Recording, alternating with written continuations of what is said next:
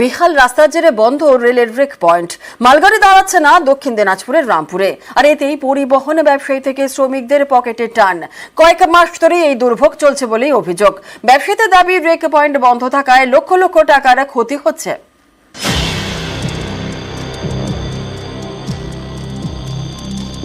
দক্ষিণ দিনাজপুরের রামপুর, এখানকার রামপুর বাজার স্টেশনে রেক পয়েন্ট তৈরি করে রেল, সেটাই এখন বন্ধ। কারণ রেক পয়েন্টের সঙ্গে সংযোগকারী রাস্তা বেহাল, গাড়ি চলাচলের অযোগ্য, তাই রেক পয়েন্ট থেকে মাল নিয়ে যাওয়া যাচ্ছে না। এর জন্য রেক পয়েন্টে মালগাড়িও দাঁড়াচ্ছে না, এতেই ব্যাপক ক্ষতি হচ্ছে বলে দাবি ব্যবসায়ীদের।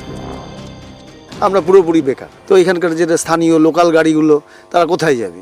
তারা আমরা এই রেক পয়েন্টটা আমাদের একটা আশার আলো জাগিয়েছিল, কিন্তু এই গত 1-1.5 মাস ধরে এই রাস্তার কারণে একদম আমরা টোটালি বন্ধ হয়ে গেছি।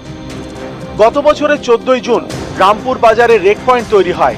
ব্যবসায়ীদের দাবি, প্রতি সপ্তাহে 3 দিন করে মালগাড়ি দাঁড়াতো, সেখান থেকে উত্তরবঙ্গের বিভিন্ন জায়গায় এবং বাংলাদেশে পাঠানো হতো মাল। বড় গাড়ি চলাচলের জন্য রেক পয়েন্টে সংযোগকারী রাস্তা তৈরি করে রেল।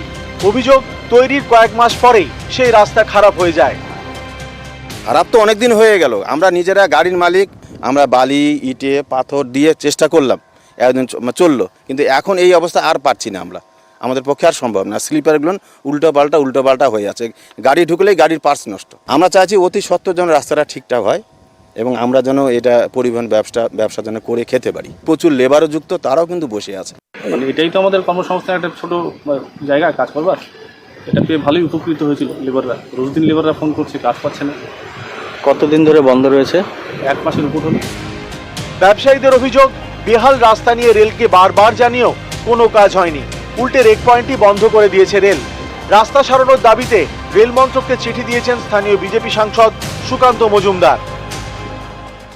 আমি রেলের যারা আধিকারিক আছে তাদেরকে বিষয়টি জানিয়েছি। তারা এই বর্ষাকাল চলে যাওয়ার অপেক্ষা করছে, কারণ বর্ষাকালের মধ্যে আপনারা জানেন কোনো ধরনের কনস্ট্রাকশনে কাজ করা যায় না, করলেও সেটা টিকবে না। বর্ষাকাল চলে গেলে পরে এই বিষয়ে আমি ওনাদের সাথে কথা বলে ঠিক করার ব্যবস্থা। দক্ষিণ দিনাজপুর থেকে অনুপ সান্যাল, নিউজ 18 বাংলা।